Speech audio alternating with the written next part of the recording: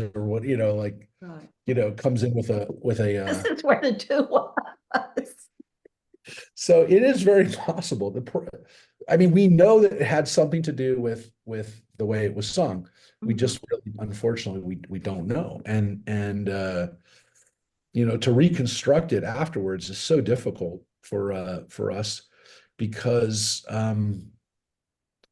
musical styles change so much from, like, it's amazing. And that's part of what we're going to be doing in this class, is show how many different ways there are to sing the same, to sing psalms.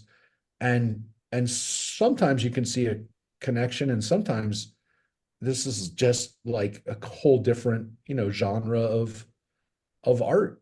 And that's the thing about music, is like we we we talk, obviously when you see two paintings and you go, well, that's a Picasso, and that's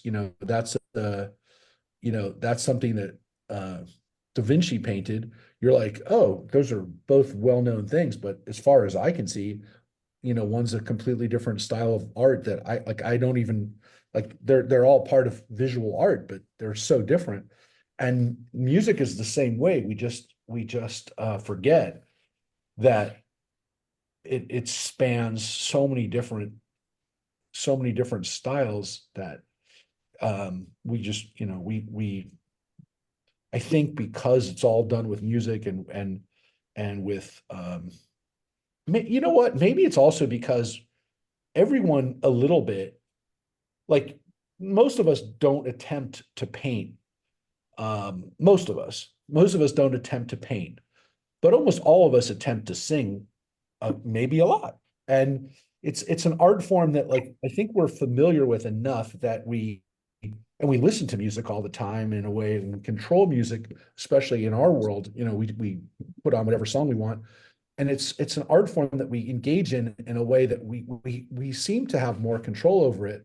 So I don't think we realize sometimes how I mean, I guess sometimes we do when we hear a really great musician and go, that person's amazing.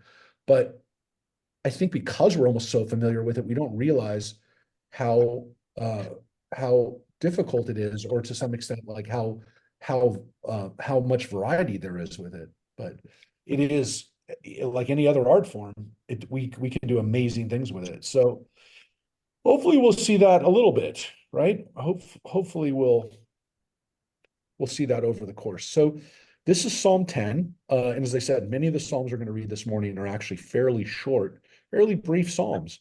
Um, and let's take a look.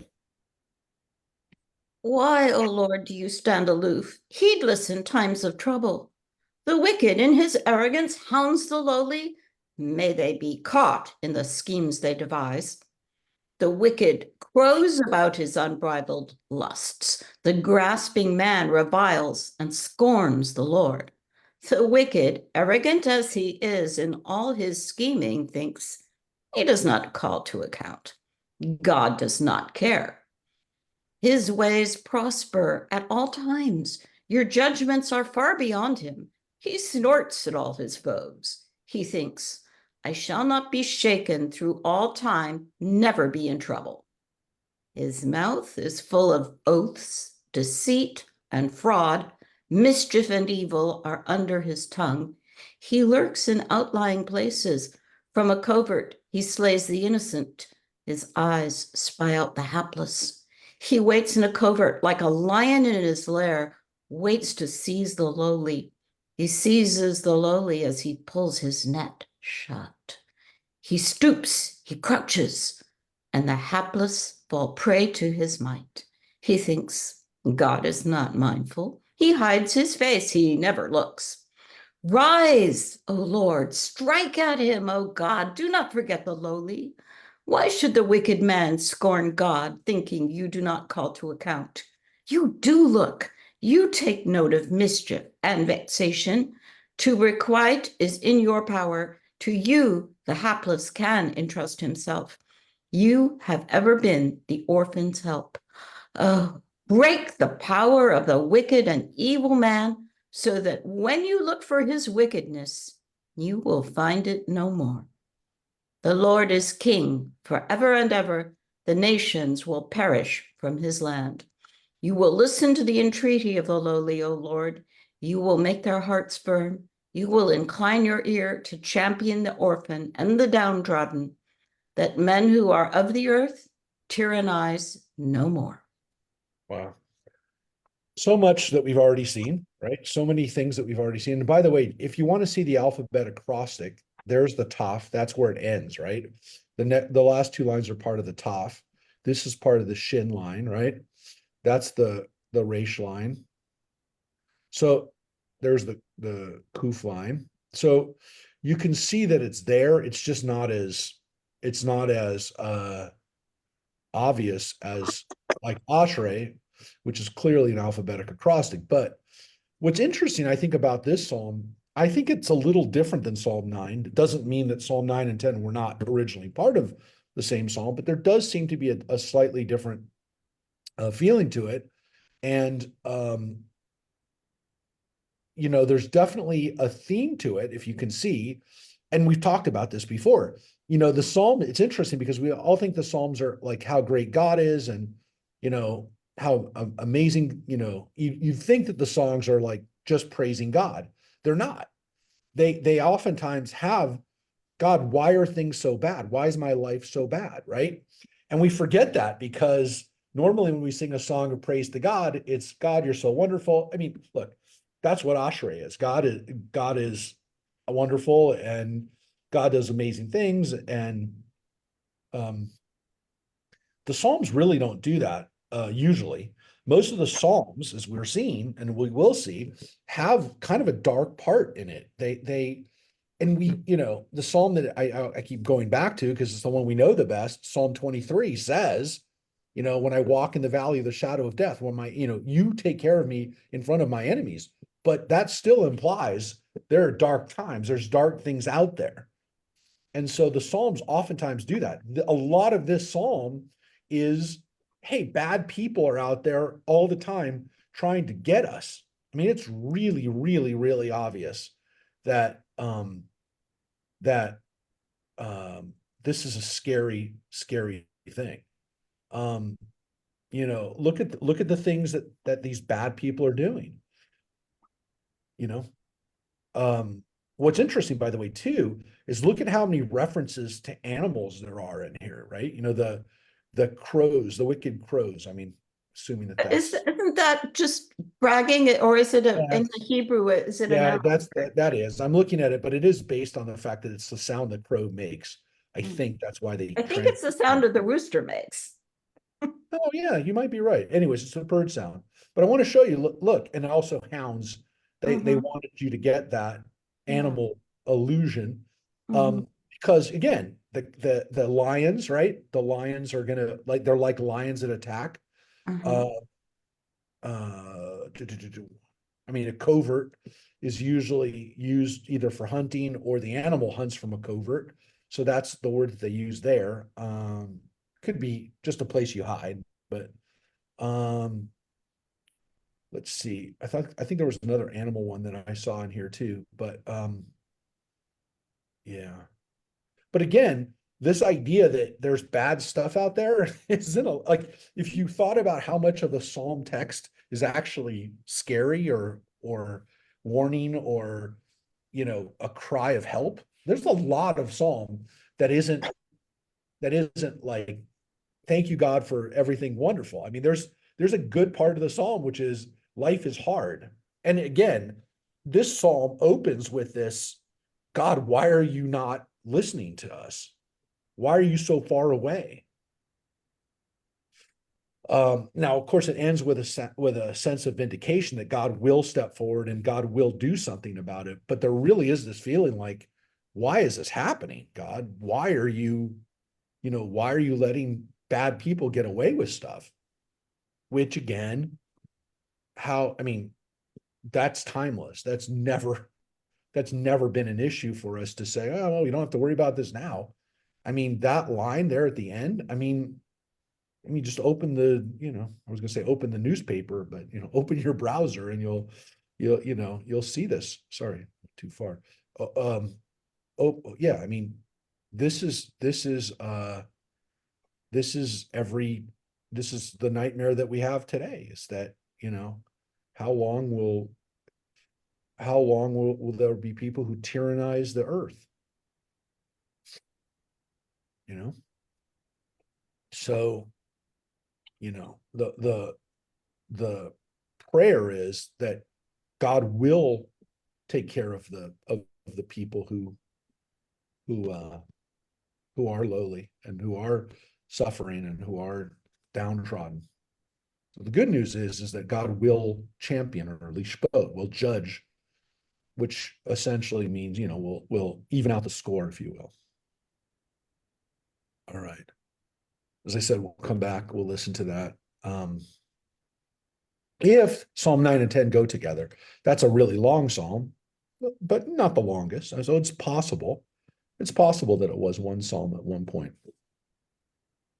Now we're going to read Psalm 11. Okay. Now Psalm 11 is really short. It's only 7 verses. Okay. But I'm going to show you a verse in here that you won't catch in the translation. But I have to tell you, I was so struck by what we're about to read that I'm not sure I won't do it, because there's no rush on this. But there's a line in this psalm talk about taking from the pages of the news. You have to see it in Hebrew. And I looked to see if anyone's been commenting on this. And I'm just telling you something. If I was a evangelical preacher type person, I might still do it, just because I'd be interested to see how many people could possibly go nuts over what I'm going to show you right now. I'm surprised people haven't been talking about this. That's all I can tell you, especially those that look for the Bible for a message. So, all right, you've been warned.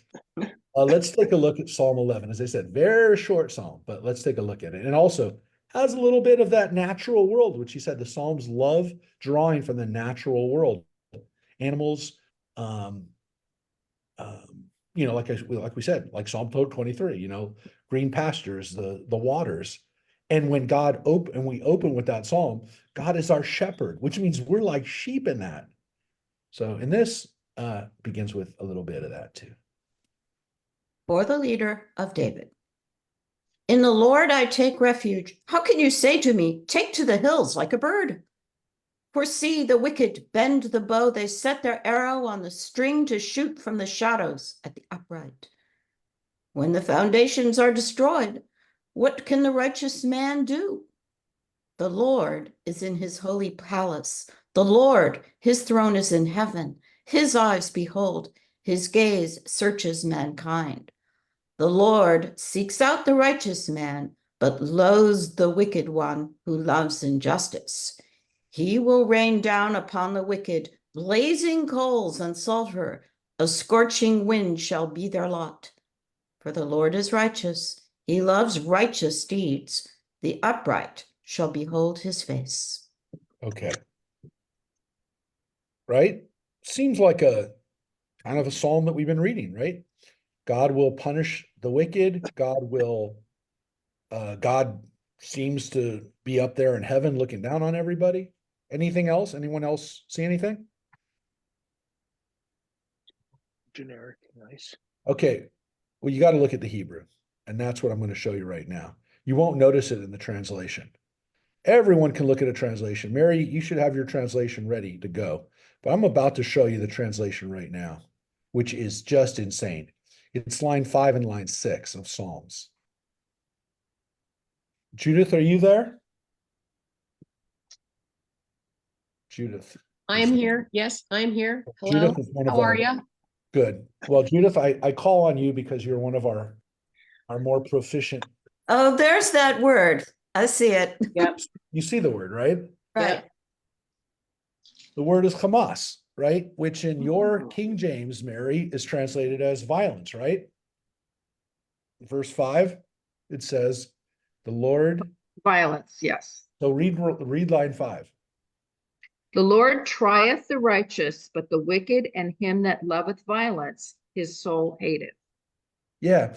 The translation in Hebrew, the translation from let me put it this way. The Hebrew is far, far stronger than the English translation. The word, I'm just going to teach you, just show you a couple of the words. Some of them you know. Rasha, you know. That's the wicked, right? Rasha. That's like Wicked the wicked son, right? Rasha is called the Rasha. Ohev, you know what that word is. That's love, right? Hamas, I already told you, is violence. Now they translate it as injustice here. Well, that's in injustice is in opposition to tzaddik, to tzedek. Correct. To some extent, yeah.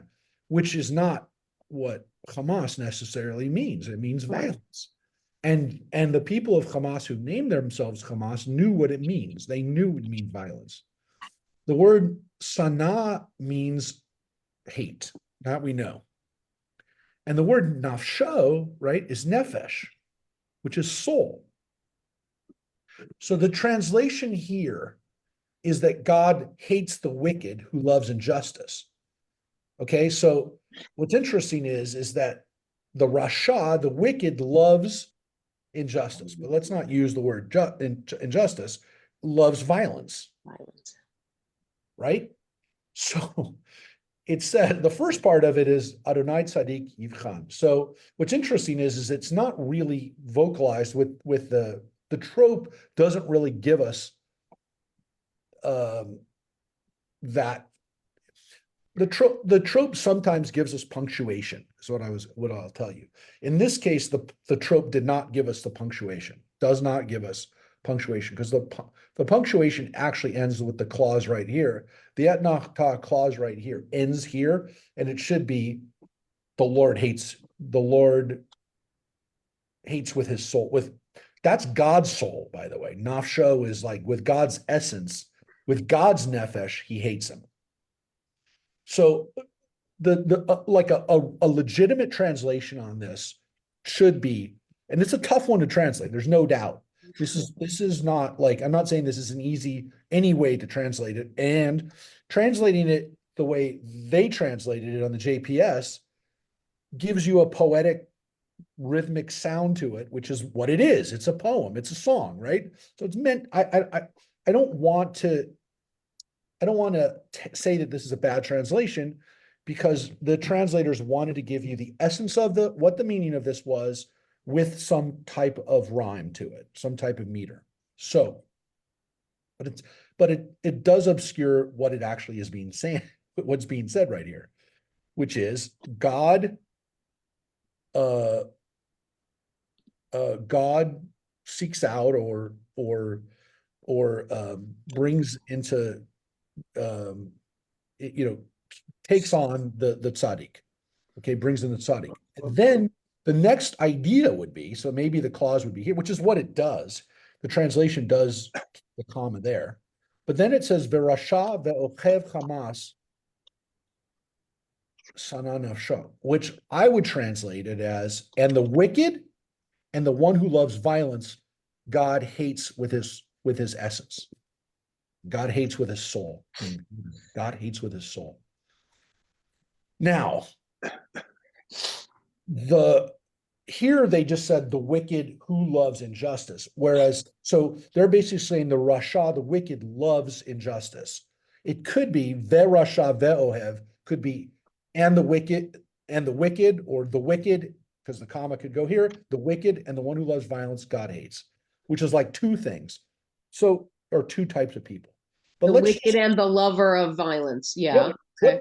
The one who loves violence. Now, I don't like, if maybe I'm missing something, maybe I don't understand why these have to go together. Maybe I don't get that. So I might be missing something, but I don't care. Fine. So say the one who loves, the wicked one who, let's just say it has to be translated as the wicked one who loves violence, God hates with his soul. I'm fine with that. All right. Either way, if it's two separate people or one person, the wicked one who loves violence, or the wicked one who loves Hamas. See, I see it as two people. Fine. Yeah, fine. the wicked, because it's wicked, Vic, because it's Vic, because it's and and. those who love And those so who it's- love Hamas. That's what it says, though. It literally says the ones who love Oh, Hamas. Hamas. I read this the other day and I'm like, it just said that the ones who love Hamas are wicked or grouped with the wicked. It literally says, oh, have Hamas, the people who love Hamas. God hates with his soul. I read that and I'm like, how are people not, how did someone not quote this? In Israel, people are a little bit, but I'm surprised that they weren't. And nobody here is talking about it. But the next line blows my mind. Yom Ter al Rishaim. God will rain down fire on those people. That will be their lot. Again, their lot is a translation, is that is their cup. Their cup doesn't run over. God's spirit, like a hot wind, is going to come down on them with blazing coal and sulfur. Pachim Eish, which is fire. I mean, that's for sure. They translate it as blazing coals because Pachim, the only thing that they could have called in those days, something that was on fire that's not Sulfur. just fire, right? Something that's not that's on fire, that's solid, right? It's not just fire, right? It's not fire. Pachim Eish is like pieces of fire, which is why they translate it as coals, because that's what they would have called stuff that falls from the sky that is on fire. This is unbelievable. If somebody literally said to you, like, does the Bible, if somebody said to you, honestly, take all your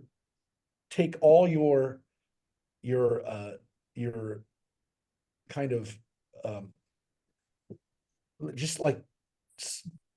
just for a moment say that somebody could say something, and again, the Bible says lots of things, but if somebody could literally say to you, like, oh yeah, the Bible says that the people who love Hamas and the people of Hamas, the people who love violence, are going to be rained down on with blazing coals and gafrit, which is essentially, they translate it as sulfur, but it's any type of pitch or stuff that's on fire. How do you not look at that and go, oh, that's pretty weird? That's pretty much a coincidence. Rabbi, you know what's even weirder? I have no idea if anybody's been paying attention to the news, but in the north, they've been using the old catapults. Yeah, I saw. Yeah, yeah. They were making fun of the fact that Israel was loading. Did you see that, Rosemary? Rosemary's I did not. yeah. Here, I'll show. It was in the paper. Y'all got to see it. It's incredible. I'll show you. It was just, they were kind of making fun of, yeah, this was in I'll just show you the picture of it. I mean, this was reported. It's not like, you had to. Oh, yeah. Put it up right now. There it is right here. Yeah. Yeah. The purpose was not the purpose was to clear brush on the other side of the wall. I know. It looked like Israel had gone. Oh, no, that's the trebuchet. That's what I said. It's trebuchet. So I said the purpose of it was to show that Israel had gone medieval on. Yeah, that's right. Hezbollah. But yes, I know. That's a good point, John. We actually saw, I saw that. That's why it came up right away, is because I had looked at it. It was in my browser history.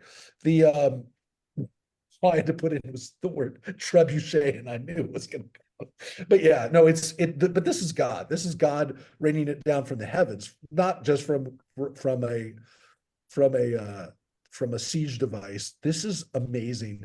So when I read this, I'm like, oh my gosh, it's right there. There's Hamas. And the weird thing was it was the people who love Hamas.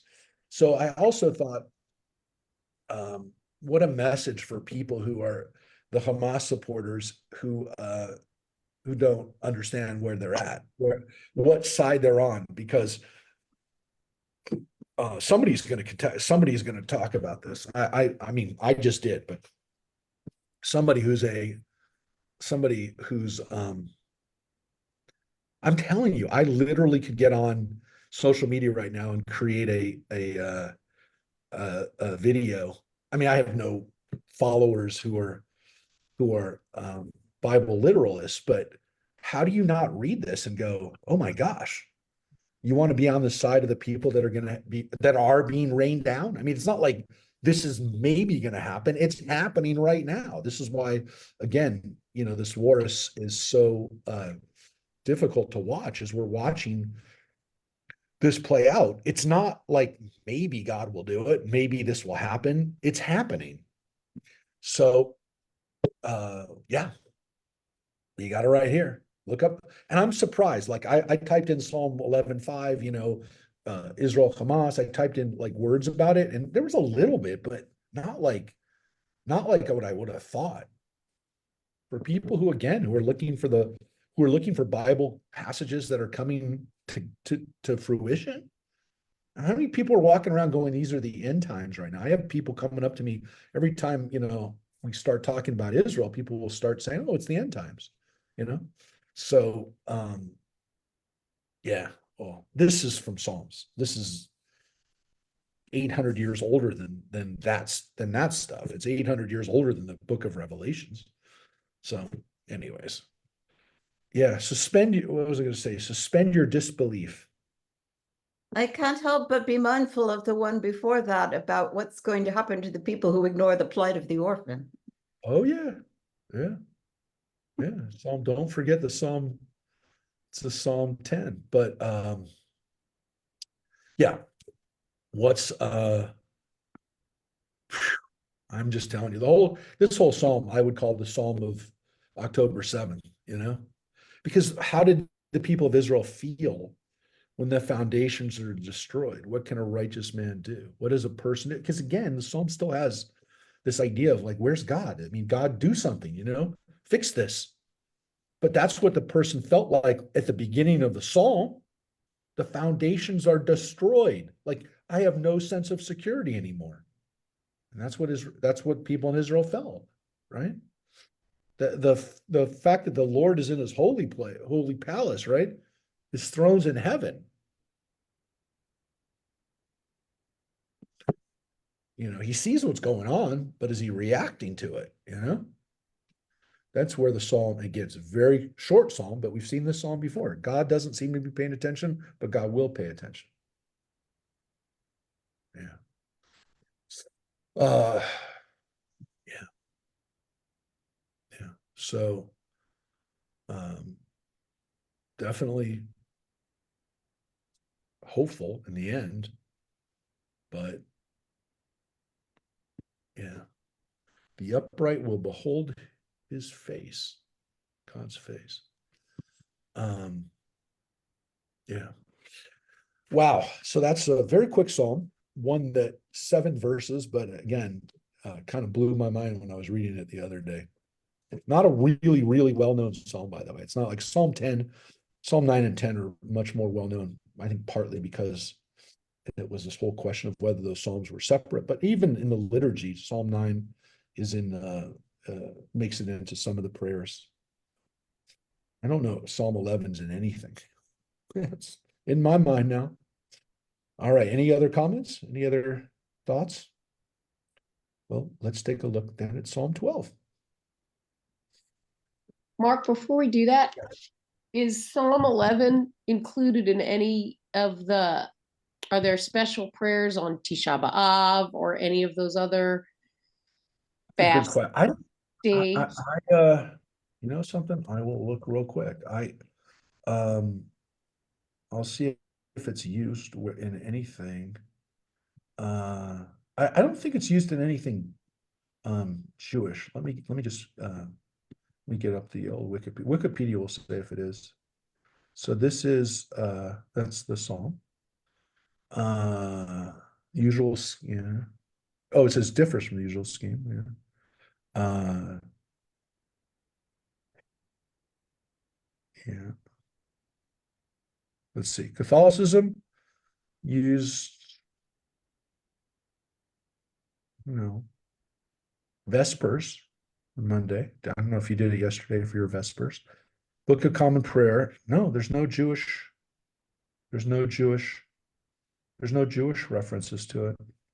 Because I'm sure that like Psalm 9, let's see, I'm sure Psalm 9 had something about Jewish uses. Judy, yeah. That's neat. Amidah on Rosh Hashanah, Psalm 11, Sound. And look at that, verse 13 is an Av HaRachamim.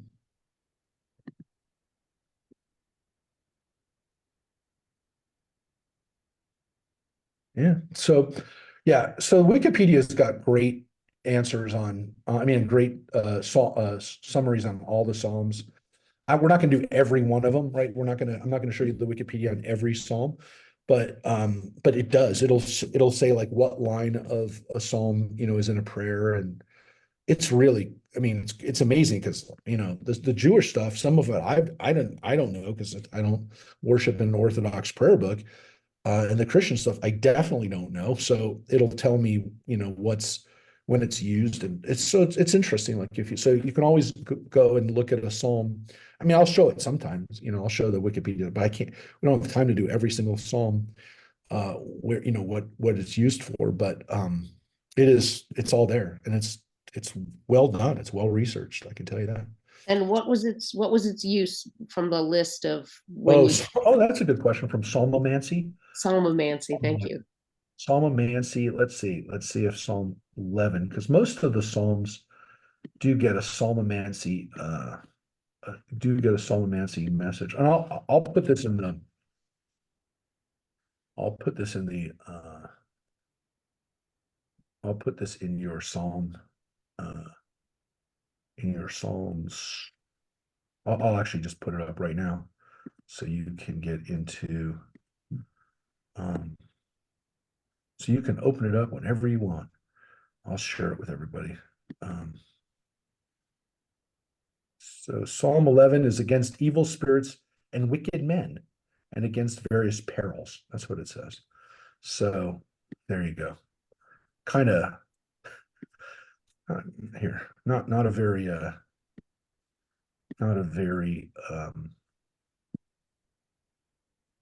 just put it up there for everybody. Should be able to be opened on different platforms. Yeah, not a lot of information there on specific usage. But that's what you got there. So let's take a look now at the next psalm, where we have a musical description again of something that might have been used for playing music. Let's go to that. For the leader on the Shemini, a psalm of David. And that is telling us that maybe it was on an 8-stringed instrument, because the word shmona means 8. Could also be the meter or the rhyme or the tempo of the music, because it is maybe it's an 8-part harmony. We don't know, but 8, we believe that has something to do with the way that it was played. Is it supposed to be on the instrument like we say today, as I mentioned? But also, again, Lemnat Seach is for the leader, for the conductor. And then the Mizmor LaDavid it's a song of David. Okay. Help, O Lord, for the faithful are no more. The loyal have vanished from among men.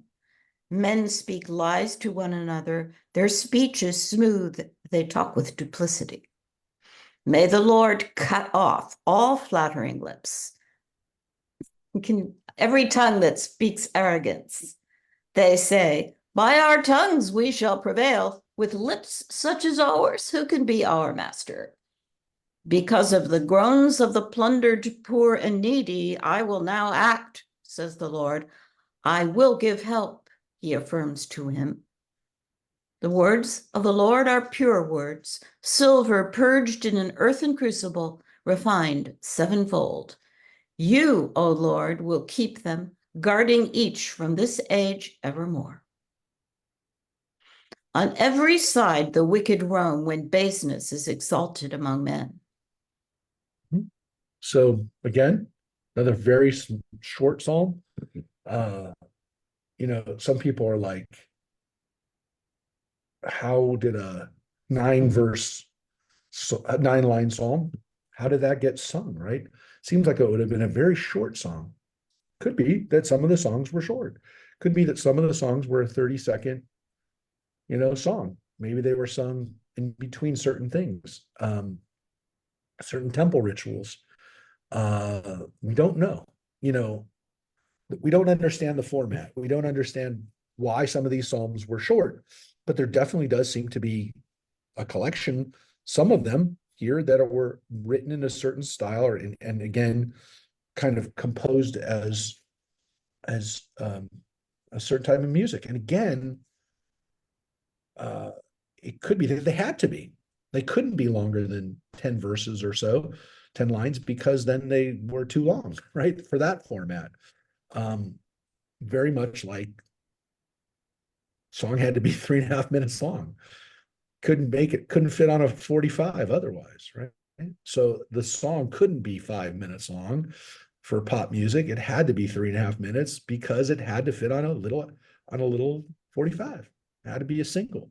So why did the music, why were songs all like that? Because there was a format that dictated how the music was going to be written. So it's weird to think that like that actually may have been at work 3,000 years ago. Why not? I mean, if people have a certain format that they have to make things to, again, same thing with a 30-minute, really a 22-minute comedy sitcom that had to fit a format. I mean, you had to. The format was it, and it dictated the way we every show had to be like that. So I assume some studies have been done. Somebody has researched or compared all the psalms that are Sheminit directed. Yeah, but no one's found the secret yet. I will tell you, if you can find the secret to it, nobody has totally figured it out. I will say that nobody has figured out. Nobody's figured out like they'd be better rap music than country and western or something. Nope, no one's figured it out. You can do that. I think you actually it's so hard because it's like putting together the puzzle pieces, but you're missing half the pieces because we really don't know the music. Like we don't understand any of the musical, the format at all. So it'd be really, really hard. It's not that it's impossible. It's just, you don't have the pieces. You don't have the pieces to put together with it. So let's say, for example, one of the things would be if we could find the instrument, right? If we could find and we found some instruments. We found archaeological remains of some instruments. Never enough that we can adequately say, well, this is the way it was tuned, Right. That's not going to happen. But, you can say, well, this is happening. But then, what do people do? They study Near Eastern music. They'll study what kind of sounds are being made in Syria or Jordan today, right? So that they'll look at regional, they'll see if they can but it's so we know that so many of the modes weren't there then, that it's hard for us to say, well, did it sound like this? Was it broken like this?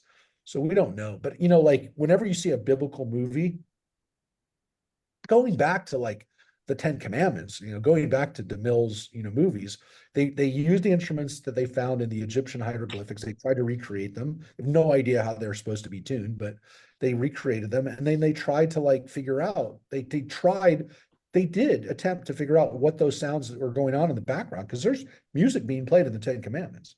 Now, if you go to the movies, the biblical movies that are made now, they'll try to borrow from quite frankly, Arabic style music, which I'm not saying it's not, but we don't know for a fact that that's what the music sounded like. But that's what they do. They try to go to like they try to go to an ethnic, the music ethnologist to say, hey, what do you think this sounds like? Would have sounded like, and nobody knows. But yeah, they'll say, well, we know it didn't sound like this, and they'll start playing Gregorian chant. And it turns out the Gregorian chants might have actually been based on modalities that existed in the ancient Near East. There are people who have made the claim lately that those actually might be closer. The Gregorian chants might have been closer to what the Levites did when they sang these, but we just don't know. So that's why I'm saying putting together the pieces of the text has not really helped us by itself. It's not enough. It's not enough because, yeah, while you can tell somewhat by like the lyrics of something today, I mean, your point, hey, I can tell that by the lyrics and by the style that this is a hip hop. Like if somebody gave you a song and you'd say On the meter and the say, oh yeah, that's a Yeah. hip hop. But you also know it by the lyrics. You know it by the words, the things that they're talking about. And you'd say this song is a country western song because it talks about drinking and my wife left me and all, right? Play the country song in reverse. You get your dog back, you get your wife back, you get your job back. And your car. That's we do know, but we have enough of the pieces and we're familiar enough with the language today, but it's tough with a language that's 3,000 years ago. And I've talked to people who are Psalm experts, if you will. They know a lot, but there's a lot they don't know. And they'll tell you they don't know a lot. They'll tell you, gosh, we really wish we could figure these out because they know that the music dictated so much of this. And so for them to sit there and go, well, we only have some of the pieces because we don't, not only do we not have the music, we don't even know exactly what instruments they were even played on, or if they were even played on it. Like if this was part that was instrumental and this part, was, I mean, obviously the part that's vocalized is the part that we have, right? With the words we have. Anyways, it's tough. There's too many missing pieces, but yeah, I would definitely like one of those things that you say, if you could time travel, if you could see what hearing these being sung 3,000 years ago would definitely be on my list of things I'd like to see. Yeah, or like to hear. So another psalm that you'll see, similar themes that we've been talking about. For the leader, a psalm of David. How long, O Lord, will you ignore me forever? How long will you hide your face from me? How long will I have cares on my mind, grief in my heart all day? How long will my enemy have the upper hand? Look at me, answer me, O Lord, my God. Restore the luster to my eyes, lest I sleep the sleep of death, lest my enemy say, I have overcome him. My foes exult when I totter. But I trust in your faithfulness. My heart will exult in your deliverance. I will sing to the Lord, for he has been good to me. Yeah. Again, very similar ideas that we saw in Psalm 10.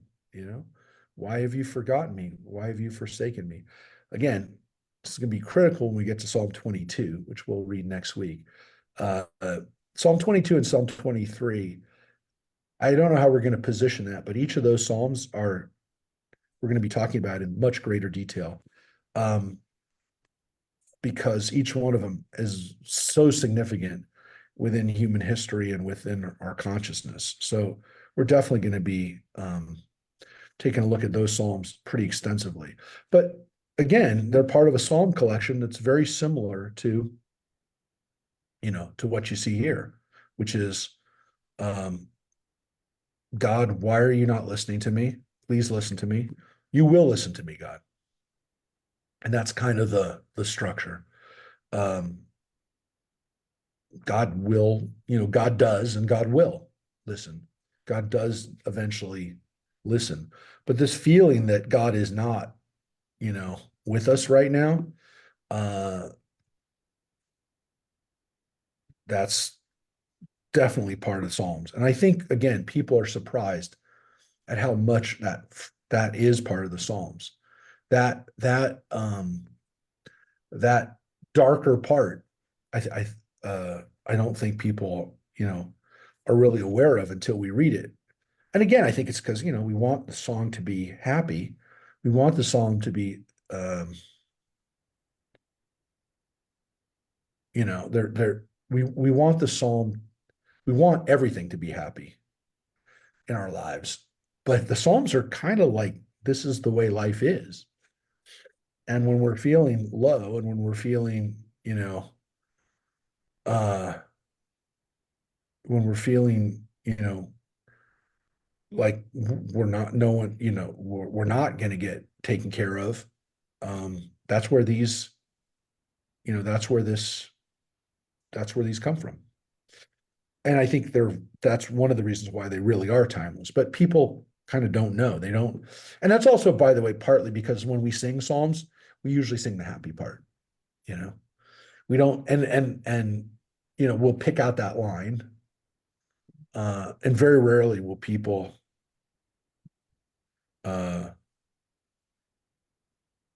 people will,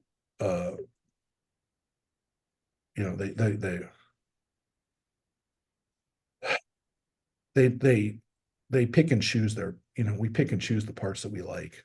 And that's usually when we're singing to God, hey, God, why have you forgotten me? We don't end on that part. I don't know of any psalm that does that. I don't know of any psalm version where they just do the bad part, honestly. Some that just do the good part and some that do the whole thing, but not always. All right, so let's look at Psalm 14. For the leader of David. The benighted man thinks God does not care.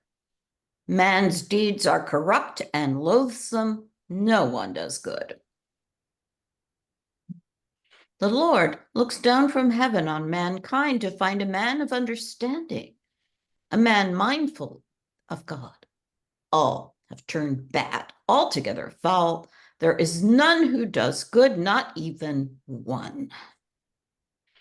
Aren't they so witless, all those evildoers who devour my people as they devour food and do not invoke the Lord? There they will be seized with fright, for God is present in the circle of the righteous. You may set at naught the counsel of the lowly, but the Lord is his refuge. Oh, that the deliverance of Israel might come from Zion. When the Lord restores the fortunes of his people, Jacob will exult, Israel will rejoice. Yep. Again, very short. It's like all these Psalms that we're reading in this section, very short. Anybody want to comment on anything that they've seen here? Again, God looks down on us from heaven, which seems to be God is not here with us. That doesn't mean there wasn't a temple when this was written. Could be the second temple. This one definitely seems to talk about the temple because it mentions Zion in particular. And it also talks about the people being restored. So most of the Psalms do not refer to Israel and Zion. Most of them don't, which leads, of course, people to speculate that we stole them from someone else and just appropriated them because there isn't anything that specifically says Israel and Zion. So by that, I mean, if the Canaanites wrote them and we just stole them or adopted them, then that's why they're not there, which seems to me a little far-fetched, but it's kind of an argument that like if we wrote them, every single one of them has to be about us, has to mention us. And as you can see, most of them don't. This is one of the few that we've read that actually says Israel or Zion or Jerusalem, but usually it's going to use the word Zion if it uses something. So it is weird. And it again, I don't buy it. I don't buy that just because it doesn't say Israel or Zion or mentions Moses or whatever. And if the first line says David, then doesn't mean that David wrote it, and again, like people who say that these were not written by us, they predated us, or we stole them from people who were our contemporaries. Like you can't make an argument. Like there's no argument that you can use against it other than because Canaanite and Hebrew are so similar that the language, you can't make the argument because the languages were basically the same. So you can't make that argument. They know that. That's why. But part of it, I think, is somewhat of an anti-Jewish sentiment where, let's strip away the fact that that the people of Israel came up with anything unique, or that they were, capable of writing music, or it's a somewhat anti-Jewish sentiment that some of the biblical scholars subscribe to. And I will tell you that is something that was a form to me of anti-Semitism that existed in Bible schools and stuff like that. I think, as the archaeology has started to show that, the Bible turns out to be, a lot of it can be verified, or at least, like the rough outlines of it. So, for people who said, well, King David didn't really exist, or there wasn't much going on in the land of Israel during that time, so how could someone have written a psalm? Most of that has been debunked, but it still exists. It does still exist. And it's sad. I will also say,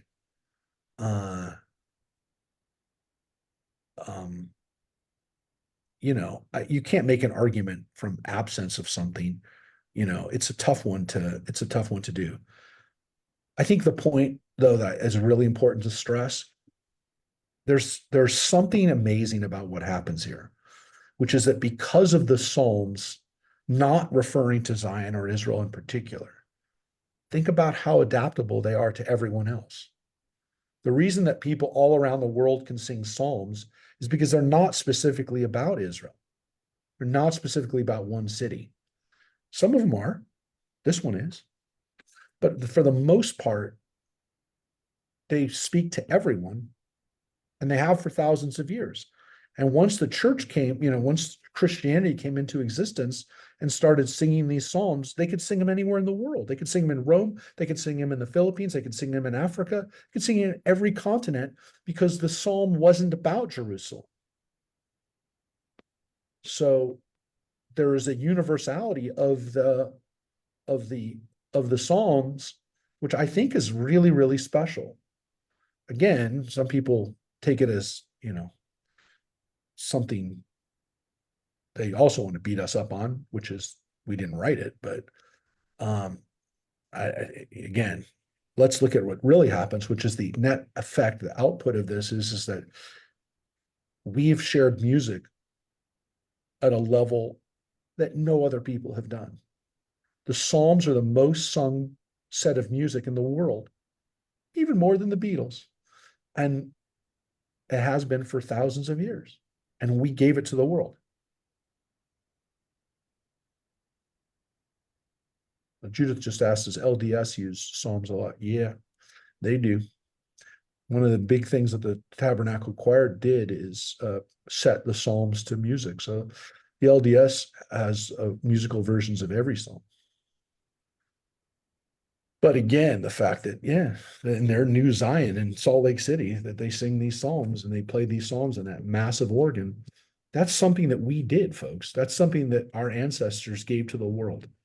So, yeah, it is amazing to think the universal appeal that these songs have had, because they're not specific, because they don't talk about one place or one time.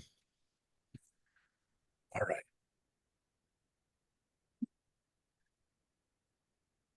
Yeah. A Psalm of David. Lord, who may sojourn in your tent? Who may dwell on your holy mountain? He who lives without blame, who does what is right, and in his heart acknowledges the truth, whose tongue is not given to evil, who has never done harm to his fellow or borne reproach for his acts toward his neighbor, for whom a contemptible man is abhorrent, but who honors those who fear the Lord, who stands by his oath even to his hurt, who has never lent money at interest or accepted a bribe against the innocent. The man who acts thus shall never be shaken. again, 5 verses. And again, it begins or kind of talks about, you know, I mean, technically speaking, we could understand the holy mountain being Jerusalem, but doesn't even say it. You know, it basically says who can come into your presence, right? Who can be, who can be with you, God? The person who lives a good life, right? So lives without blame is the translation of tamim, which is, tam, we usually translate it as pure or blameless, but it also could be simple, as a kind of like a simple pureness to it. So this is, a great way of like trying to figure out what are the ways to live. People who hate evil, people who don't charge interest on their loans. Wow. Like, we would say today, well, you got to charge interest, otherwise people don't have an incentive to pay. But back in the day, Well, it was they were transitioning from a society that where somebody needed something, they were your friend and you loaned it to them without expecting anything back, to a society where lending money was a business. And they had to figure out the rules for that, because obviously unregulated loans are, you get loan sharks. And where you get, and it works when you have, You have to have money, you have capital. you literally have to have currency, because, I mean, it is possible to loan people 6 goats.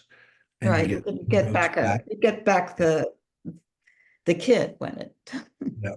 And so that is a, it's a little bit harder when you don't have a coin, so to speak. But again, this is the you can see what are the kinds of what are the behaviors that that we try to emulate and that God wants us to do. It's again, the way we act, the way we talk, the way we take care of people, the way we acknowledge the truth, which I think is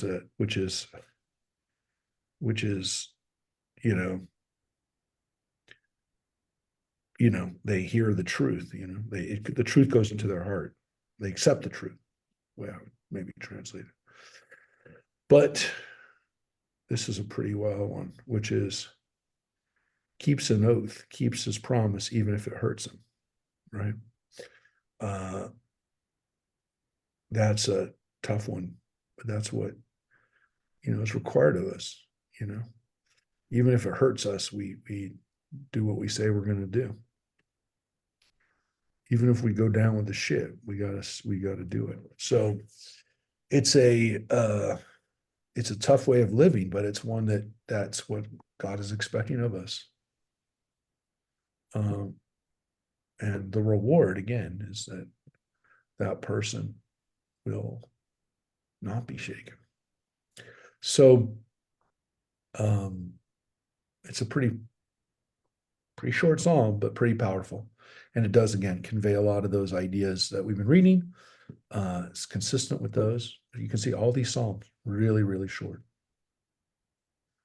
All right. Now, this one has a little bit of a different opening. This is the first time we've seen this word, which is also uncertain. But it's a michtam. It's a michtam. So if you look up what michtam means, I'll use words like it's an epigram. It's something that we some kind of composition. Again, this one is a michtam of David instead of a mizmor, right? Normally we have a mizmor la David, a song of David. This is a michtam. So we don't really know what michtam means, but we do have it a couple of times. And this is the first time. Psalm 16 is the first time we've had that word, michtam. So again, we'll take a look at this because even though the opening's a little different, the theme of it's very similar to what we've been been reading. All right. Protect me, O God, for I seek refuge in you. I say to the Lord, you are my Lord, my benefactor. There is none above you. As to the holy and mighty ones that are in the land, my whole desire concerning them is that those who espouse another God may have many sorrows. I will have no part of their bloody libations. Their names will not pass my lips. The Lord is my allotted share and portion. You control my fate. Delightful country has fallen to my lot. Lovely indeed is my estate. I bless the Lord who has guided me. My conscience admonishes me at night. I am ever mindful of the Lord's presence. He is at my right hand. I shall never be shaken. So my heart rejoices, my whole being exults, and my body rests secure. For you will not abandon me to Sheol, or let your faithful one see the pit. You will teach me the path of life. In your presence is perfect joy. Delights are ever in your right hand. Yeah, so that is a again a little bit longer, 11 verses. And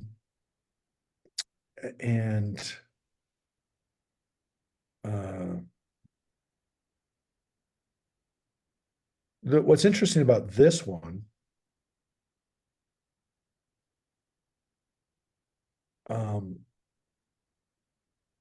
we don't have a lot of this, which is those that are not worshiping like we do, they're bad. We don't have a lot of that. You might expect that would be in our Psalms, which is like Psalms against our enemies. We have some, but we don't have a lot. I mean, this is the 16th Psalm that we've gone through. I think we've seen it maybe 2 or 3 times, kind of like nationalistic Psalms, if you will. Most of them aren't, which again, it's one of the reasons why they're so universal, so universal is because like the people on the other side could sing it too, right? But this is really mostly the Psalms when it talks about bad people. They're people who are doing bad things. This does seem to be a little bit about just they're worshiping the wrong way, which again, it seems pretty bad that they're worshiping their libations are bloody libations. I don't know that our stuff wasn't bloody too, but these actually seem like they're drinking the blood. So like Interesting, us blood libeling somebody else. yeah. But they could have been. I mean, it might Yeah, not have it been. could have been. It might not have been a false statement. We know that even into the Roman days there were cults and certain gods or goddesses that were being worshipped with blood uh, libations. It's difficult sometimes to know for sure because the church really did a number on those people. They really didn't want. Obviously, they were fighting for followers, and they didn't spare their disgust with these people, and maybe in some cases overstated how bad the stuff was.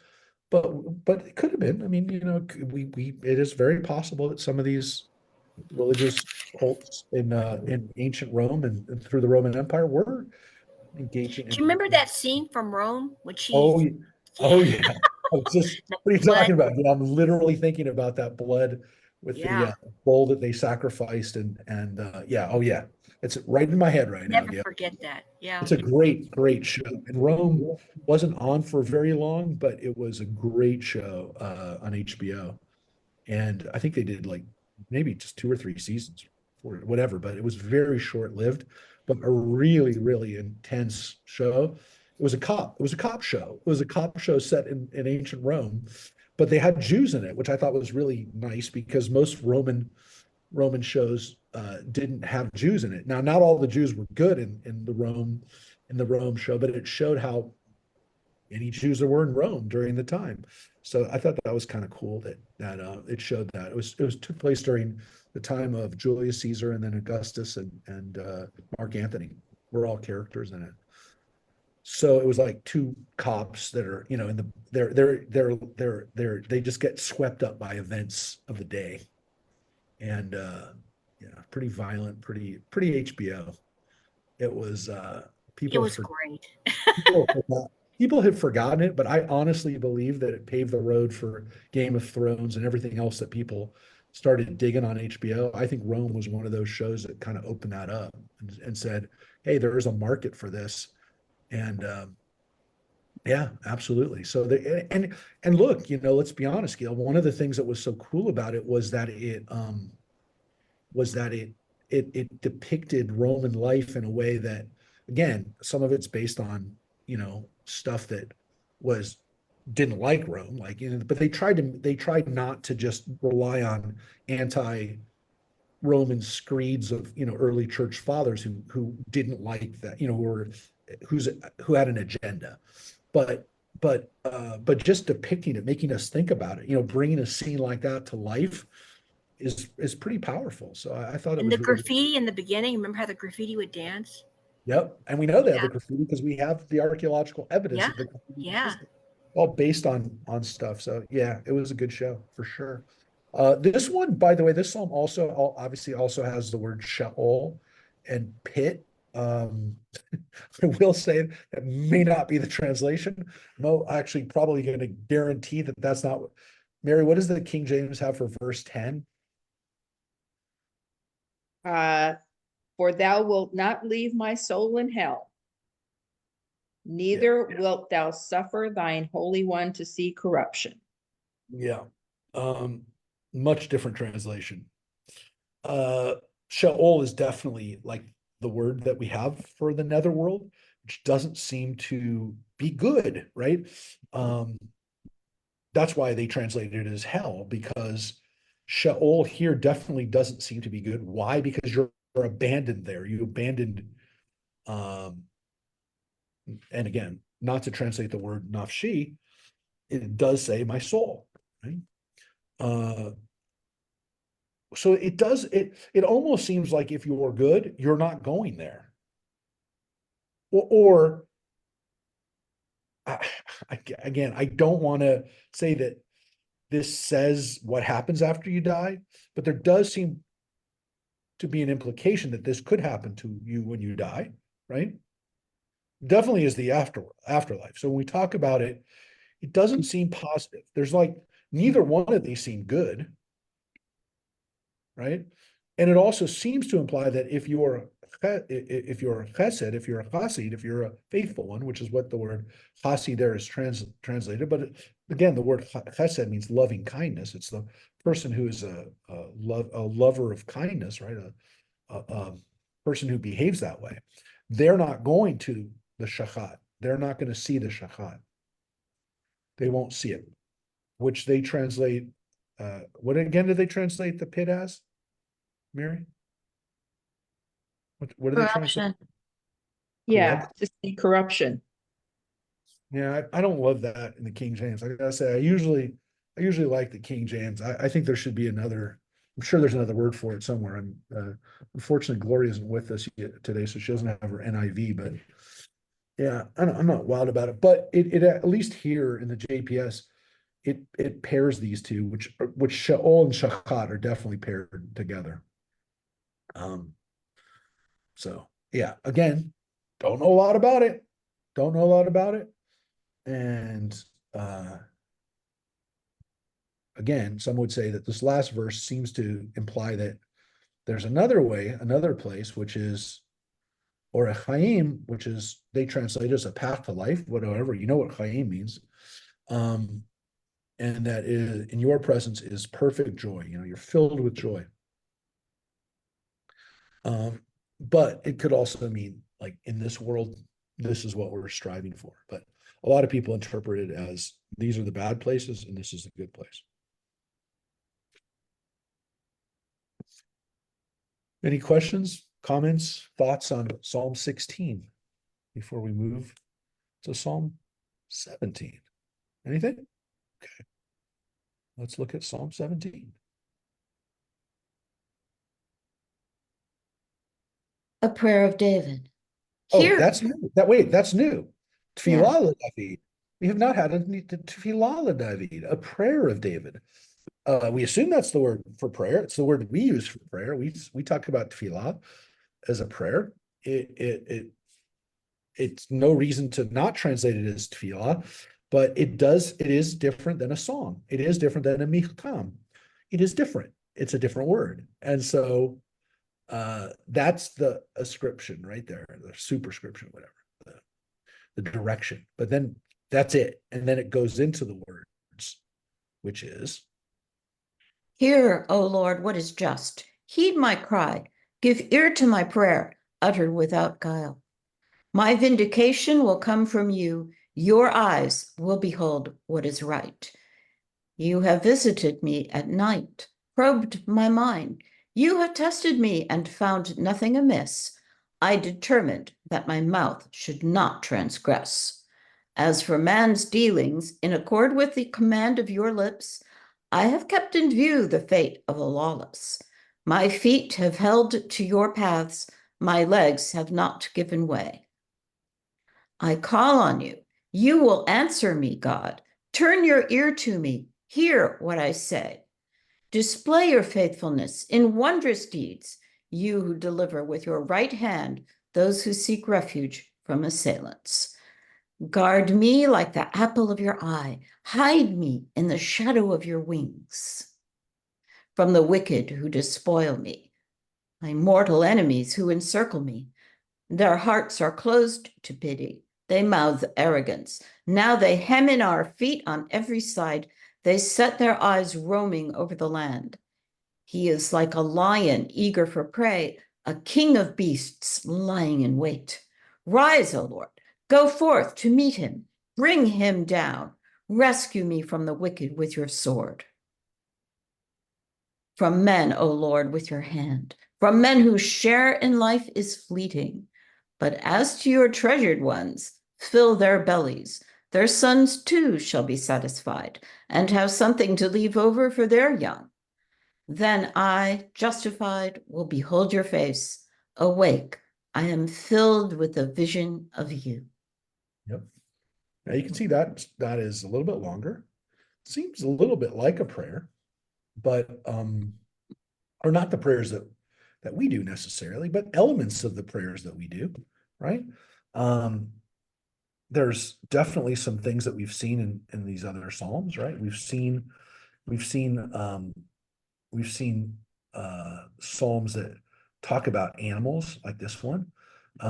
We've seen Psalms that have obviously this idea that the bad people are prospering, the bad people are doing well. We have an interesting use of this psalm. There's an interesting phrase in this, which is, well, partly why I find this one to be an interesting to point out. Look at what it says at the beginning, right? It Shema. says right here, Shema Adonai. Shema Adonai. Now, normally we say Shema Israel, right? We say, hear, O Israel, right? It's God speaking to us. Listen. Here we say back to God, hear us, God. Hear us. Hear the righteous. Hear the tzedek. Hear me. So it's interesting that the same phrase, the same word, is flipped around. Shema Israel to Shema Adonai. So the prayer to God is, hear me, right? Hear my cry. With again a recognition that you are the one who listens to prayers, who responds to prayers, and you know the truth, God, which is that I am not lying to you with the things that what's in my mind.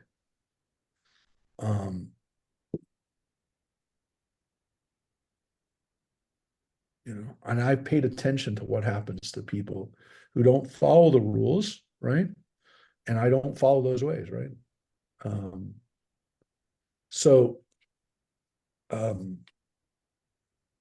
attention to me, God, because I'm doing the right thing, right? I'm doing what I need to do,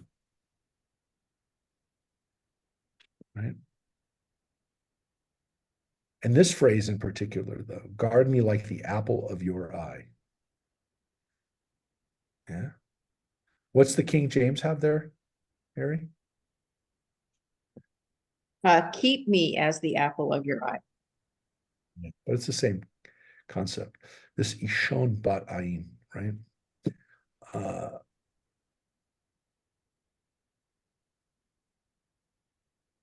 What's interesting about this is that we're asking, like God has an eye that, keep us like the apple of your eye, which of course we still use that phrase in English, right?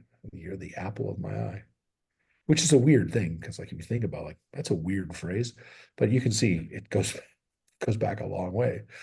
But it's not just being in God, it's not just God looking at us, right? With that anthropomorphism, but also God, keep me under your wings, protect me or hide me, right? Was actually the word.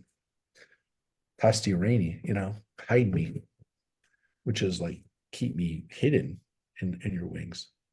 So what's interesting about that imagery, of course, is God's wings. This is not the only time we have that, but especially when we talk about being under the shelter of God's wings, this is like, God's protection is like a bird that protects its young under its wings. So that's why it's capitalized. That's why the Y is capitalized, right? So this is God doing these things. And again, the people who are doing bad things are all over the place with, again, the animals. So, but there again, God has wings like an animal, like a bird. So, yeah, a lot of anthropomorphisms in there. God's face, God's wings, God's eye. A lot of those, but yeah. So it's a really nice psalm. It's a little bit longer, so there's a little bit, you can see a little bit more movement and development over that psalm. But it's really kind of a I'm just going to show what I think is kind of really special about this psalm, right? And one of the reasons why we said it, why part of it is part of the nighttime Shema, the Shema Mitah, the Shema we're supposed to say when we go to sleep. It says right here, you have visited me at night. You've probed my mind, right? So when I go to sleep, you're with me and you know what's happening even while I sleep. And my thoughts at night, by the way, are still good, right? They're not bad. And then the way it ends is, right? Awake, I see you. I see the vision of you when I get up, when I awake. So I go to sleep, you know what's going on while I'm sleeping, and I wake up refreshed. So you can see why this is almost like a psalm to say when you went to sleep, or you can make the argument when I awake, but this is like saying I'm gonna wake up in the morning filled with you, with a vision of you. It's a really nice psalm. It's a really nice prayer. And again, it begins with the prayer of David. And that's Psalm 17. Any questions, comments, thoughts about Psalm 17? It's a nice one. People haven't really written many versions of that, but be good. It'd be good almost to somehow incorporate into our lives as a prayer. Now, Psalm 18 has a really long introduction here.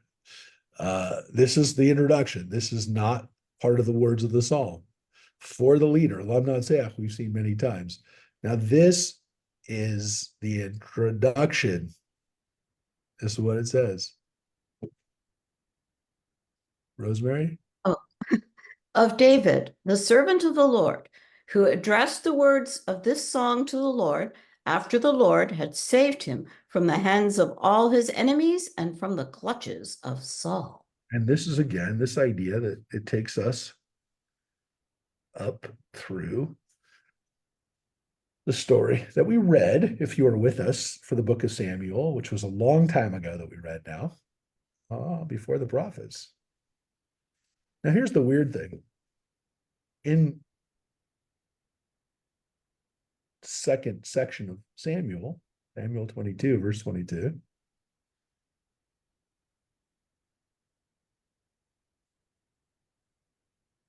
what it has. Yes, same words. So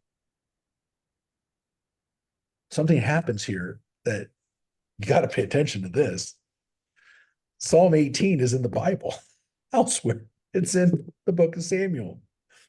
So whoever edited this, however old this is, well, even if we date it from when Samuel existed, and again, we know, look, we have Samuel in the Dead Sea Scrolls, and so, it's definitely over 2,000. But let's just say 2,800 years ago, 2,900 years ago, maybe 2,700 years ago, however old you're going to date it, the book of Samuel has this psalm in it.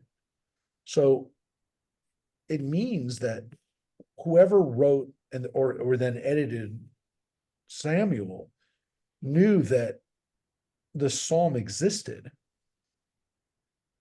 And so it's in the narrative. They put this in the narrative.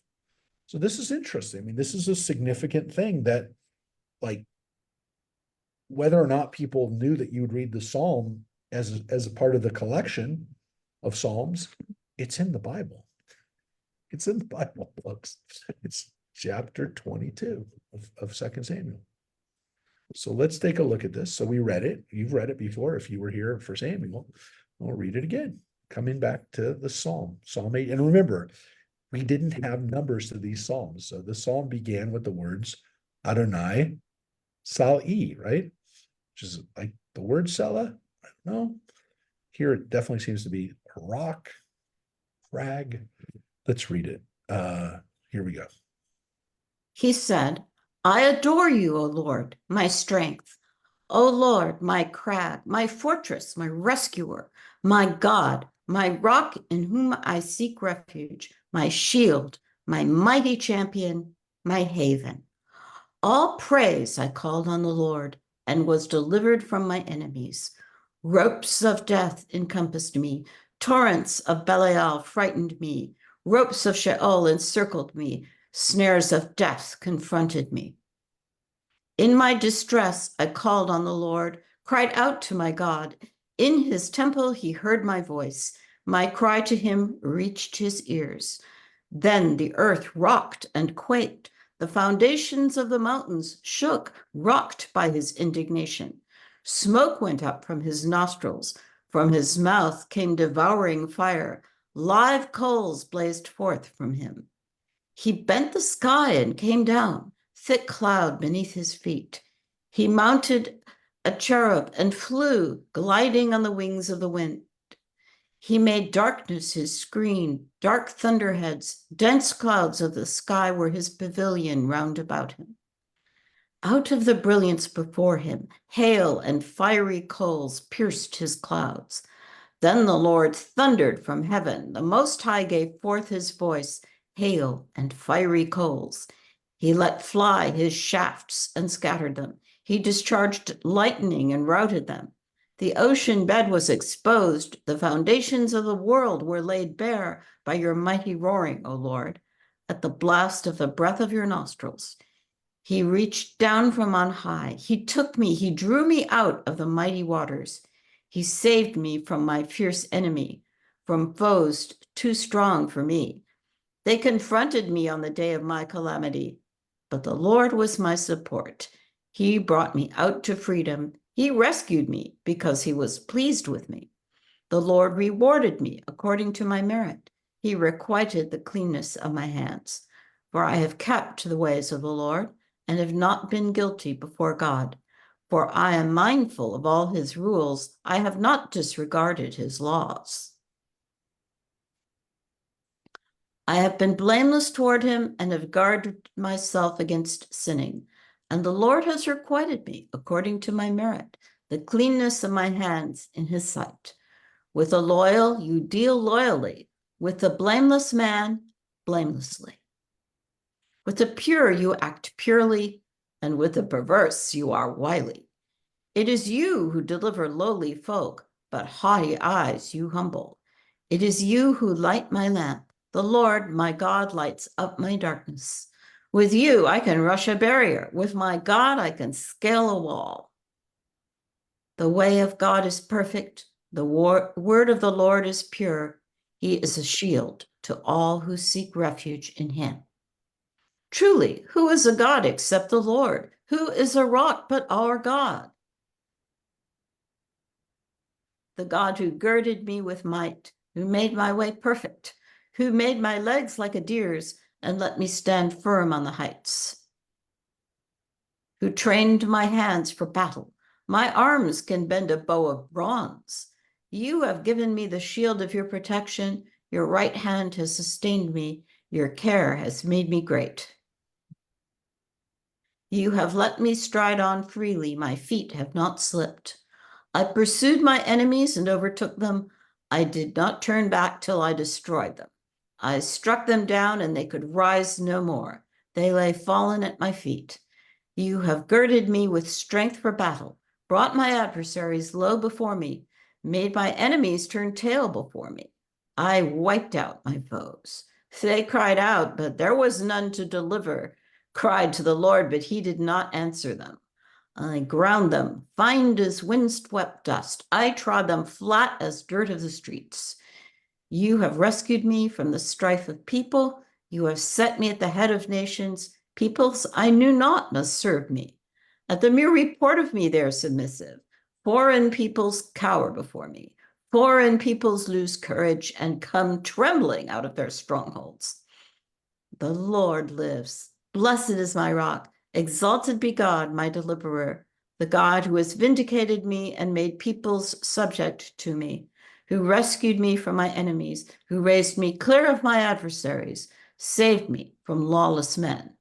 For this I sing your praise among the nations, Lord, and hymn your name. He accords great victories to his king, keeps faith with his anointed, with David and his offspring forever. Yep. Now, that is clearly much different from the Psalms we've been reading today, from the rest of the Psalms that we just read. I mean, that's got so much going on, so much. Like, where do we even begin on this Psalm? Because again, you can see how much longer. I mean, it's literally 10 times as long as some of the Psalms that we've been reading today. It is unique in so far, even in what we've read. It is definitely important in other traditions. There is a tradition we read this at Pesach. Parts of it are I mean, look, it's difficult to know which came first. You know, was this part of Samuel and then it became a psalm? I don't know. I do know this part really well. This is part of Birkat Hamazon. Well, we can change it depending on whether it's Shabbat or weekday. But this last line 51. Migdal Yeshua Malko ve'oser chesed limshicho leDavidu lezaro adolam. We sing it because it's part of the last lines of the Birkat Hamazon. But this last line, like, gosh, when we finished a meal, we would sing this because that's a weird thing. Yeah. He accords great victories. It literally means Migdal or Magdil, right? Is a tower. Migdal Yeshua is a tower of salvation. But this kind of like proclamation of the Davidic dynasty, and the fact that the Moshiach was going to be the offspring of David, would forever reign, is something that you could see why Christians would also look at this and say, hey, this is pretty wild, right? This is a psalm that talks about the descendants of David. And some of it actually, here, I'll show you right here. Some of it made its way into Christian Bible. So again, partly because it's also part of Samuel. So you're not just quoting Psalms, you're quoting the book of Samuel. But look, verse 2b is in Hebrews 2:13, Christian Bible, which obviously directed towards us. And then Romans, which is not directed towards us. Verse 49 is there. So you can see right here in Church of England. If we had Reverend Lynn here, she could corroborate this for us, but it's part of the Book of Common Prayer. Psalm 18 is appointed to be read on the evening of the third day of the month. So every day, a different psalm is read. Actually, different psalms are read at different times of day, according to the Book of Common Prayer. Oh, look at this. Salesius wrote Psalm 18. Ich will dich lieben, meine Starke. Yeah, well, there you go. Also was used in other types. So here you can see Psalm is used at Passover. Verse 32 is recited before Ein Eloheinu, but it's at the end of the service. And there it is, Birkat HaMazon. And again, that's true. We read the version on Shabbat. We translate it to Migdal, because it's the vocalization between Magdiel and Migdal. So what is going on here? Again, since I have the Wikipedia open, you can see a triumphal ode combining a Thanksgiving prayer with a royal victory song, ending on a messianic note. That's a lot going on there, but it is. The psalm. Well, I'll pop it up right now. Well, we can look at it there too, but that's the King James. Let's go back to the JPS for a sec. Yeah, so the psalm begins with what God does, how God was triumphant, how God destroyed enemies. Yeah, how God destroyed the primordial waters, which, again, when people say, well, they sound like Canaanite things, it's because this is Canaanite theology, which is one of the reasons why when people looked at the Genesis story, they said, that sounds kind of Canaanite, once we knew what the Canaanites believed. But check this out. I mean, God riding around on a cherub. And this is God like in a sky riding on a mythical beast, composite beast, right? With wings, and maybe like a lion with wings. I mean, the Kruvim were on top of the ark, right? But here they seem to be doing their thing, which is carrying God on their back, which is why like the cherubs were understood to be like God was on top of them. The cherubs were there on top of the ark, and God was riding on the cherubs. Like, so God would be over the ark, because God doesn't ride, without anything. God rides on a cherub.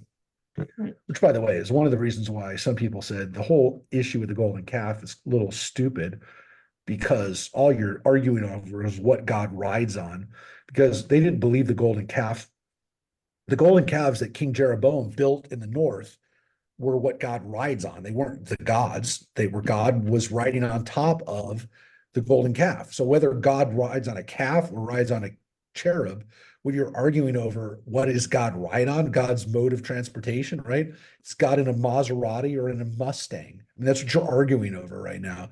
And that's what, again, not to oversimplify it, but that's what our ancestors in the North versus the South might have been arguing over. And we know that other people depicted God like this, riding on a some type of mythical beast. Just so you know, this is God that also is letting go with bow and arrow. I mean, letting fly the shaft sounds a little bit less pagan, maybe, than God is throwing bows down. Well, I couldn't help but think of that scene in Fantasia where Zeus is hammering the earth with lightning bolts. Yeah, or Hercules the cartoon, or any other thing where you've ever seen wherever you've seen Zeus throwing down lightning bolts. He discharged lightning bolts as a fancy way of saying that he is letting go Barak. He's letting go the lightning. He's throwing lightning as bolts. So it's a very anthropomorphic, very paganistic, whatever you want to call it, depiction of God. But again, it's not like, I guess some people felt more comfortable that this was stolen from Canaanite prayer, like a Canaanite psalm. Maybe they felt better that we did it like that. But look, I mean, at least according to one tradition, this goes all the way back. This is from the book of Samuel. So this maybe indicates a more transitionary version of God, where God goes out and fights battles, right? So again, how literally do people want to read this? How literally do people want to translate or have images of God throwing lightning bolts? I get it. I know that this is not this is not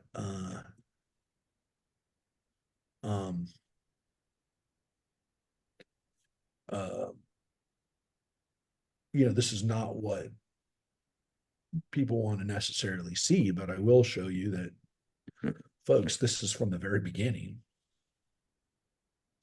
When God began to create heaven and earth, the earth being unformed and void, with darkness over the surface of the deep, and a wind of God sweeping over the water. Most people see God, flying over, the face of the waters, but the word here, Tehom, once we understood more about Canaanite mythology, we understood that Tehom are the primordial waters that were worshipped as the goddess Tiamat by the Canaanites. They believed that God destroyed the waters, killed the waters, or humbled the waters, or incapacitated the waters, and then brought dry land out of that death, or out of the capitulation of the waters. The primordial waters represented God's foe in the Canaanite mythology. It became more of an issue once we knew about it and said, whoa, these are the same words that we have in our Genesis story, which, what do we, how do we translate tohu vavohu? Unformed and void sounds a lot better than the chaos and kind of bad way that the waters were before God subdued them and destroyed them with, again, according to the Canaanite mythology, thunderbolts. God threw thunderbolts at Tiamat and made Tiamat, obey. So this is here. I mean, it's not like I didn't discover this, by the way. This is, a lot of people know that this is clearly, God destroying the waters, right? God essentially pounding the waters into submission so that land actually comes out of it, right? Expose the ocean bed.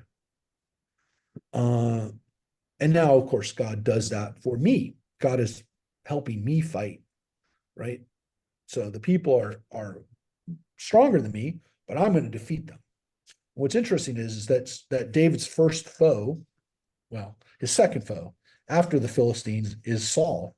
And then his next foes are going to be the Philistines and all the other enemies that he goes to war, all the other nations that he destroys, whether they're the Ammonites, the Moabites, the Arameans, all the other people that he subdues. And again, this says literally, I have defeated so many people, I can't even keep track of all the people who I've defeated, right? Right. I have, I think I went past it, but, no, here it is. I, foreign peoples lose their courage, right? People subjected to me, right? So that is God delivering, delivering, foreign people to me, right? So when he says, even people I didn't know are serving me now, right? The Goyim, these other nations. And the other word that's used for them is B'nai Nechar, the foreign peoples. But it's, these other nations are submissive to me. So definitely seems to be not just King Saul, right? He's not writing this just of King Saul, because he's saying that I've defeated other people. So when David says that in the context of the Bible, yeah, he defeated King Saul and ended up unifying the kingdom under his authority, but he ended up going on and defeating lots of other people. And that's what the psalm seems to indicate, that this is after he's defeated all those other people, which is why, again, at the very beginning, it says that. It says, who addressed this after God saved him from the hands of all his enemies and from the clutches of Saul. But I mean, I would say from the clutches of Saul and all his other enemies later on, because that happened after he defeated Saul and unified the kingdom. So, and again, he also had to defeat his own children. So this was not an easy life that King David had. He fought lots of wars with other people outside of his kingdom, with people within his own kingdom, and it was not an easy life. And of course, he had to fight to have power in the first place, because he had to defeat Saul and essentially the army of Israel. He had to defeat the Israelites in order to become the king of the Israelites. As the ruler of Judah first, he had to essentially do that. And we don't know how bad those battles were for his control, but they were bad. And eventually, of course, he also uses subterfuge. He had the generals of the Israeli army essentially come over to his side and surrender, so that he didn't have to kill everybody. So anyways, that's the story of David, to remind you, an amazing story of survival and the complexities of an individual, how a person is, even the one of the most admired people, is deeply, deeply flawed. So again, you can see the kinds of things that David felt he could do with God's help. And that was, again, one of the reasons why David is so important to us, is because he acknowledged over and over again that, as powerful as he was, he gave his credit to God. And that seemed to be what really makes him so special, is his humility, at least before God. And by the way, his ability to admit a mistake, right? One of the reasons why David is such an amazing leader is he makes mistakes, and he makes some big ones, but he also admits it. He actually says, I got called out. And we have leaders who can never admit that they've made a mistake, which is insane, because the best leaders in our history and human history are ones who can admit when they've made a mistake. And again, understand that in humility. So this psalm, which is where we're finishing today, is quite a powerful psalm. It's obviously, as I said, pretty long. The next psalm that we're going to start with next week, Psalm 19, is nowhere near as long. Psalm 20 also fairly short. Then we're going to read Psalm 21, also 15 lines, not very long, or 14 lines. Psalm 22 is a little bit longer. And next week, we will be spending a good amount of time on Psalm 22 and, my friends, most likely Psalm 23. But we did get to kind of where I was hoping to get, which is to the end of Psalm 18, and again, not that Psalm 19 is is not, it's not that it's not important, but Psalm 18 is a tremendously important psalm for a lot of reasons. Again, I will be quite frank with you. Psalm 18 does make people uncomfortable because of its depictions of God as kind of a warrior God and as a God who goes into battle, and then we emulate, or David to some extent emulates that strength and wants to have that strength. So there are people who don't feel really comfortable with it because it is so anthropomorphic, but I think it's a beautiful psalm, and it's definitely more of one of those like kinds of hymns of strength, in that, yeah, while it acknowledges that there's enemies out there, that like in every case, it's like there's no God, there's no there is no like even from the beginning, there is no God, why are you letting the evil you know, like right away it says, you will answer me, God, right? So that's too far, went too far, right here. So it starts right away with, you are my strength, God. Now, not God, why have you forsaken me? It does say again, I was in a bad place. Oh, one quick thing about that, by the way, too. So at the beginning it says, I was in my distress, but there is never a sense here that God isn't with him. It doesn't begin with, God, why are you not listening to me? I know you will listen to me. This one says, God listened to me. And I was at a low point, but God listened to me. So this one has a few different words here.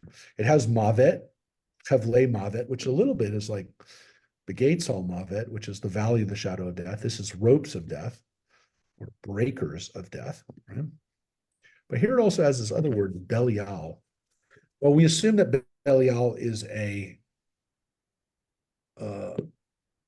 another word for Sheol, right? Another word for the netherworld, because here we have the word Sheol, and we have the word Mavet used just by itself. This is Hevle Mavet.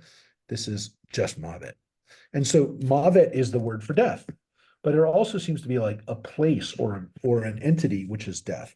So we even to this day call it the Malach HaMavis, the angel of death, right? Death is a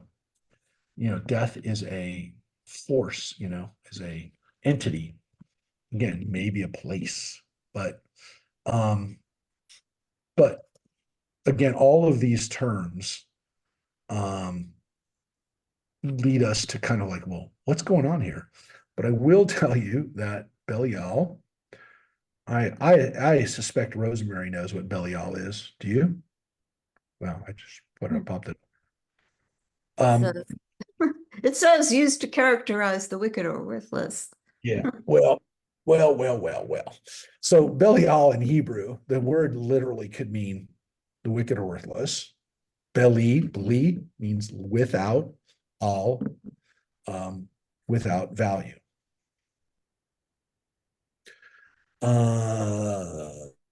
Yokeless, Belial, without a yoke, right? Which we put on an ox. Oh, but it gets a little bit more complicated than that, because definitely by the time of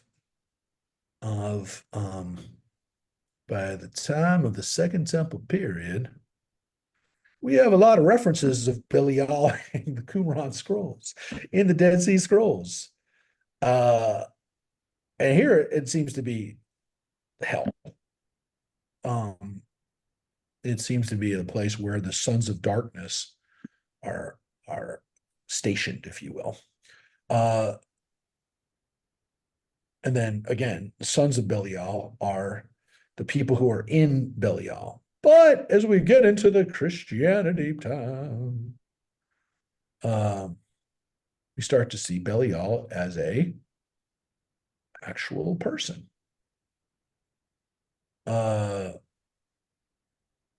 And who do we see? Floyd might Floyd, I was hoping you were going to quote to us.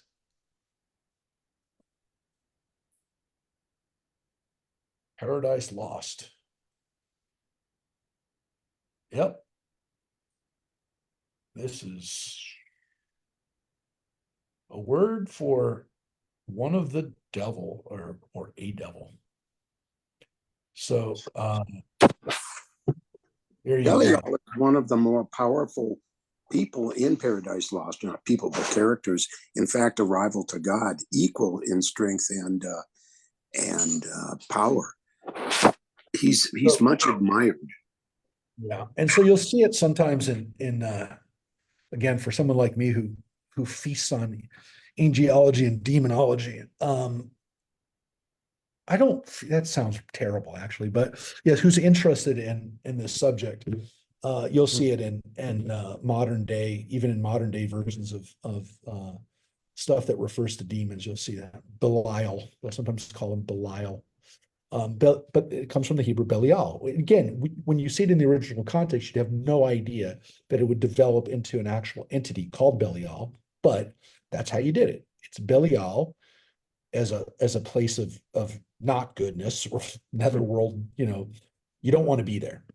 To the sons of Belial, which we have by the time of the Dead Sea Scrolls 2,000 years ago, and then eventually again through the Middle Ages and through people developing very elaborate versions of hell and demons and things that can get to you. That's how we get to this. So yeah, I pointed it out because it's amazing because you wouldn't necessarily know it, and for people who aren't into this kind of stuff, you'd be like, what's he even talking about? But for people who have seen it or have seen movies or seen references to demons, when it pops up, it comes out there. And it's interesting, of course, here it talks about Eli's sons, which was mentioned in the book of Samuel as well. And again, Sodom and Gibeah, Milton really didn't, he didn't want to not ground it in the text. He did. So this is an interesting reference that this is, I believe, the first and one of the only times that we actually see the word Belial in the Hebrew Bible. This is, well, it's hard to say the first. It's the first time we've seen it reading the Bible as we have. But yeah, that's where it all comes from, is that. So there you go. Interesting, by the way, that in rabbinical literature, I'm just going to tell you the truth, just so you know, in some of our rabbinic discussions about Jesus or a Jesus or a form of Jesus, which again, the Toldot Yeshu and the Telia Yeshu were rabbinic texts that were anti-Christian texts, that Jesus was called Belial in those texts. He's also called Ben Stada and Ben Pateras, which are words that we first see appear in the Talmud as words, as names that Jesus was given, Ben Stada and Ben Pateras. I don't want to get into that right now because it's a whole nother discussion about how the Talmud wrote about Jesus.